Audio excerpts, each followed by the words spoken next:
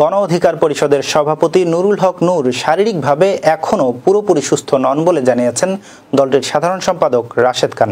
যদিও চিকিৎসকরা তাকে সুস্থ ঘোষণা করেছেন, তবে বাস্তব চিত্র ভিন্ন বলে দাবি করেছেন তিনি। রাশেদ খান জানান, নুরুল হক নূর বর্তমানে খেতে পারছেন না, নাক দিয়ে রক্ত বের হচ্ছে এবং নাক বাঁকা হয়ে গেছে। তিনি একা দাঁড়াতে বা হাঁটতে পারছেন না, মাথা ঘুরে বারবার পড়ে যাচ্ছেন। তার মস্তিষ্ক ঠিকমতো কাজ করছে না। শারীরিক অবস্থা দেখে বোঝা যায় চিকিৎসা এখনও প্রয়োজন, তাই তাকে দেশের বাইরে চিকিৎসার জন্য নেয়ার প্রস্তুতি চলছে। বৃহস্পতিবার দুপুরে ঢামেকে এক সংবাদ সম্মেলনে এসব কথা জানান রাশেদ খান। তিনি আরও বলেন, রাজনৈতিক প্রতিহিংসার কারণেই এই হামলা চালানো হয়েছে। যে নুরুল হক নূর সবসময় গণতান্ত্রিক আন্দোলনে মার খেয়েছে, সবসময় জনগণের পক্ষে ছিল, সেই নুরুল হক নূরের উপরে কেন সেনাবাহিনীর কতিপয় সদস্য, পুলিশের কতিপয় সদস্য এইভাবে আক্রমণ করলো?